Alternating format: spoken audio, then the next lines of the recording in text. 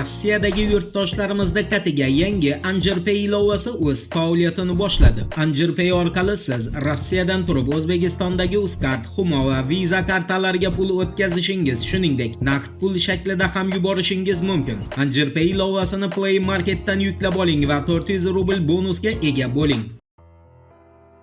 Assalomu alaykum qadrdon muxlis. Siz bilan siz bilgan va kutgan kanal Turfa olam.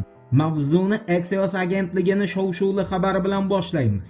Axios agentligining axborotiga ko'ra, Amerika Qo'shma Shtatlari va Eron ayni paytda 45 kunlik o'q otishni to'xtatish to'g'risidagi shartnoma borasida muzokara olib bormoqda. Ammo bu ma'lumot qanchalik haqiqatga yaqin ekanini faqat va faqat vaqt ko'rsatadi. Endi asosiy ma'lumotlarga o'tamiz. Diqqat bilan eshiting. Tasnim agentligining xabar berishicha, Eron Islom inqilobi qo'riqchilar korpusi Amerika Qo'shma Shtlarini Bag'doddagi eng yirik Victoria bazasiga zarba yo'llagan va baza vayron qilingan. Wall Street Journal agentligining ma'lumotiga ko'ra, Eron Ormuz bo'g'ozini ochish evaziga vaqtinchalik urushni to'xtatish haqidagi taklifini qabul qilmagan. Manbalarga ko'ra, Eron, Turkiya, Misr va Pokiston orqali yetkazilgan vositachilik tashabbuslariga javob berib, yaqin kunlarda Islomobodda amerikalik rasmiylar bilan uchrashishni istamasligini, Amerika Qo'shma Shtlarini urushni to'xtatish bo'yicha talablarini ma'qul emas deb hisoblashini bildirgan. Bu qaror shuni ko'rsatadiki, Tehron hozircha diplomatik muzokaralarga tayyor emas va o'z pozitsiyasini o'zgartirganicha yo'q. Eronning yana bir agentligi Fars agentligini ma'lum qilishicha, Islom inqilobi qo'riqchilar korpusi harbiy dengiz kuchlari qo'mondonligi yangi bayonot bilan chiqqan. Mazkur bayonotda aytilishicha, Ormuz bo'g'ozi hech qachon avvalgi holatiga qaytmaydi. Ayniqsa Amerika Qo'shma Shtatlar va Isroil uchun bo'g'oz nima bo'lishidan qat'iy nazar ochilmaydi. Bayonotga ko'ra, Eron Islom inqilobi qo'riqchilar korpusi harbiy dengiz kuchlari Fors ko'rfazida yangi tartib o'rnatish uchun operatsiyaga tayyorgarlik ko'rmoqda va mintaqadagi vaziyatni o'zgargan deb hisoblamoqda. Bu bayonot Ormuz bo'g'ozi atrofidagi keskinlik yanada kuchayishi mumkinligini, shuningdek, Fors ko'rfazini Isroil va Amerika Qo'shma Shtatlari uchun uzoq muddatga yopilishini anglatadi. Aytgancha, Eronning Zimbabvedagi elchixonasi Trampning tahdididan keyin o'zining rasmiy saytida "Biz Ormuz bo'g'ozi kalitlarini yo'qotib qo'ydik va bu kalitlar maxsus rangli tuvaklarda turibdi. Bo'g'oz faqat do'stlar uchungina ochiladi" deya hazil post qoldirgan.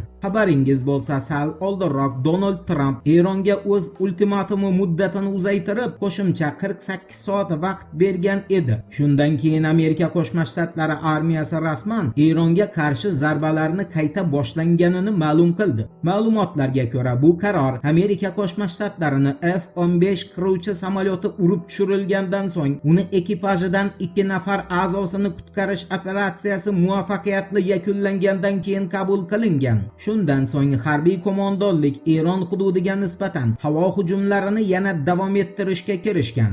Endi Trampni Eronga qarshi urushda NATOdagi o'z ittifoqdoshlaridan yordam so'rab qilgan murojaatiga bergan kutilmagan izohiga to'xtalamiz. Bloomberg agentligining xabar berishicha, Donald Trump NATOdagi Qo'shma Shtatlarni barcha ittifoqdoshlariga Eronga qarshi harbiy operatsiyada ishtirok etishni taklif qilgan va ulardan Oq uy rad javobi olgan. Trump keyin o'ziga qarashli ijtimoiy tarmoqda NATOga o'z taklifini sinov ekani haqida yozib, harbiy alyans davlatlariga unutilmas ta'rif bergan. Qo'shtirnoq ichidagi tinchlikparvar Donald Trumpning so'zlariga ko'ra, NATO davlatlari Amerika Qo'shma Shtatlari bilan birga Eronga qarshi jang qila olmaydi. Sababi ular qog'ozdagi yo'lbarslar sanaladi va ularda kema ham, qurol ham yo'q. Shuning uchun ham Vladimir Putin NATOdan qo'rqmaydi. Trump shu tariqa NATO davlatlarining harbiy salohiyatini tanqid qilib, ularni yetarli darajada kuchga ega emasligini butun dunyoga ma'lum qilgan. Endi Hindiston va Pokiston o'rtasidagi tahdidlar almashinuviga oid xabarga o'tamiz. Matbuot nashrlariga ko'ra, Hindiston va Pokiston mudofaa vazirliklar rahbarlari mintaqadagi keskinlik kuchayayotgan bir pallada tahdidli bayonotlar bilan almashgan. Hindiston mudofaa vazirining aytishicha, agar Pokiston Hindistonga nisbatan yangi provokatsiyaga yo'l qo'ysa, u holda Hindiston bu dushmanlarcha harakatga qat'iy javob qaytaradi. Bunga javoban Pokiston mudofaa vaziri Havaja Osif agar Hindiston soxta bayroq ostida operatsiya o'tkazishga jur'at etsa, unda Pokiston Kalkuttaga zarba berishini ma'lum qilgan. Eslatib o'tamiz, gap 2025-yil aprel oyida Hindistonda sodir bo'lgan terakt haqida ketmoqda va New Delhi bu fojiada Pokistonni ayblagan edi. Voqealar rivojini birgalikda kuzatamiz. Turfa olam bilan qoling. Siz kutgan kerakli ma'lumotlar hali oldinda.